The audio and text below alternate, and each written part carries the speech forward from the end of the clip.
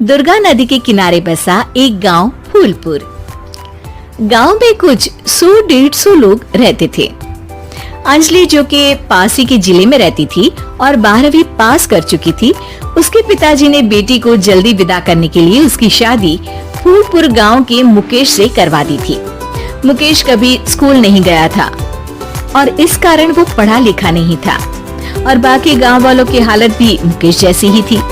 मुकेश के घर में उसके माता पिता भी रहते थे। सासू माँ, मैं बाहर मंदिर तक जा रही हूँ, आधे घंटे में आ जाऊंगी। अरे अभी कहीं जाने की जरूरत नहीं है, चुपचाप जाके रसोई में रात के खाने की तैयारी करो। और ये घूंघट क्यों हटा लिया है तुमने? क्या पता नहीं कि इस गांव में औरतें बिना घूंघट के नहीं रहती। रात में अंजलि छत पर जाकर अपनी मम्मी से बात कर रही होती है। तभी गांव की 3-4 औरतें उसे देख लेती है और दरवाजे पर आकर उसकी सास से शिकायत करने लगती है। और क्या हुआ? अरे छत पे तो देखो, आपकी बहू मटक मटक के किसी से फोन पर बात कर रही है। दिन भर फोन पे लगी रहती है। अरे कल तो मंदिर के पास वो क्या कहते हैं, सेल्फी ले रही थी। शहर की बहू रखना अच्छा शान की बात है, पर देखना इसके लक्षण से ये तो तुम्हारे परिवार को बदनाम ना कर दे। ये पहली बार नहीं था जब सास से गांव के लोगों ने अंजलि की बुराई या शिकायत नहीं की हो। अब तो ये रोज की बात थी। अंजलि ये सब सुन लेती है। जब वो नीचे जाती है तो मुकेश भी वहां आ जाता है। सास कहती है, बेटा, लोग घर आकर शिकायत करने लगे हैं बहू के कामों की। देख लो, पति हो, संयम से रखो इसे। माँ जी, मैं तो अपनी माँ से बात कर रही थी, क्योंकि यहाँ कोई बात करने लायक ही नहीं है और अब मैं माँ के पास ही रहूंगी। वहाँ क्या रहना, वहाँ बाहर के लोग तो ठीक है, पर घर के लोग भी इज्जत ना दे सके। अरे नहीं नहीं अंजलि, ऐसा नहीं है, धीरे धीरे सब ठीक हो जाएगा, तुम फिक्र ना करो। अरे बस कुछ बोलना ही नहीं है, सर पे चढ़ा रखा है बहू को। सास मुकेश की नरम बात सुन के वहां से मुंह चढ़ाकर चली जाती है।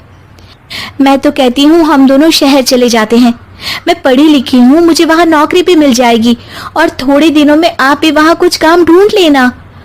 अरे नहीं नहीं अंजलि, हम यहाँ ना गांव का खेत, माँ पिताजी को छोड़कर शहर नहीं जा सकते। माँ पिताजी को कैसा लगेगा और गांव वाले क्या सोचेंगे? ये कहकर मुकेश सोने चला जाता है और अंजलि की गांव वालों द्वारा बुराई का सिलसिला बहुत दिनों तक चलता ही रहता है। लेकिन अंजलि गुस्सा ना दिखाते हुए समझदारी से काम लेती है। बारिश का मौसम चालू हो जाता है। जोरदार बारिश से पूरे गांव में हाहाकार मच जाता है। दुर्गा नदी में बाढ़ आ जाती है और बाढ़ का पानी पूरे गांव की फसल तबाह कर देता है। फसल की ये हालत देखकर गांव वाले निराश हो जाते हैं और बात तो यहाँ तक पहुँच जाती है कि कुछ लोग तो अंजलि को इस सब का दोषी ठहरा देते हैं। अरे पूरी फसल तबाह हो गई, पता नहीं किसकी नजर लग गई है। अरे जब से चौधरी परिवार में ये शहर की बहू आई है ना, तब से ही गांव की शांति चली गई है।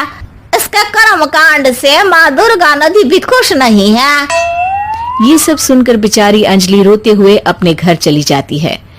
कुछ दिन बाद सभी गांव वाले अपनी फसल का मुआवजा लेकर अपने अपने घर आते हैं। मुकेश भी 1500 लेकर आता है।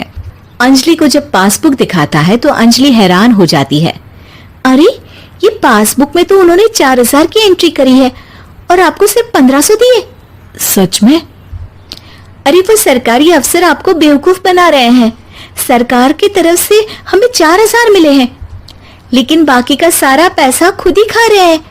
आप लोग के अनपढ़ होने का फायदा उठा रहे हैं। ये सब सुनकर मुकेश परेशान हो जाता है, लेकिन अंजलि उसे हिम्मत से काम लेने को कहती है और सुबह होते ही मुकेश को पंचायत कार्यालय ले जाती है और साथ में गांव के और लोगों को भी। आप सरकारी बाबू क्या गांव के लोगों को बेवकूफ समझते हैं? आपको क्या लगता है ये पढ़े लिखे नहीं है तो आप कुछ भी मनमानी करेंगे? ये बेचारे दिन रात इतनी मेहनत करते हैं, ये हमारे अन्नदाता हैं और आप इनके साथ ऐसा धोखा करते हैं। अरे क्या बके जा रही है ये लड़की, किस धोखे की बात कर रही है? अपने कांड करके नदी माँ को नाराज करके हमारा नुकसान करके इसे चैन नहीं मिला क्या? सरपंच जी, इन सरकारी बाबू ने मुझे बेवकूफ बनाया है और मेरे हिस्से के पैसे खुद चट कर गए। बस ये सुनते ही सरपंच वहां से दुम दबाकर भाग जाता है। पता चलता है कि जनपद अधिकारियों ने गांव के सरपंच के साथ मिलकर सबके साथ धोखा किया है। सब लोगों का विरोध शुरू हो जाता है और आखिर में अधिकारी सब गांव वालों के हिस्सों के बचे हुए पैसे उन्हें लौटा देते हैं और कई दिन तक सरपंच गांव में लौटता ही नहीं। अंजलि, तुम नहीं होती तो हम गांव वालों को तो पता ही नहीं चलता कि ये हमें हर बार बेवकूफ बनाते हैं। हाँ हाँ अंजलि बेटी, हमें माफ कर दो। हम सब तुम्हें बुरा भला कहते रहे, लेकिन तुमने ही आज हमें बेवकूफ बनाने से बचाया है। हमें तुम पर गर्व है बेटी। अब समझ आया कि सरपंच तुमसे नहीं, तुम्हारे पढ़े लिखे होने से नफरत करता था। क्यों ना इस बार हम अंजलि को ही सरपंच पद के लिए चुन ले? क्या कहते हो गांव वालों? पढ़ी लिखी सरपंच।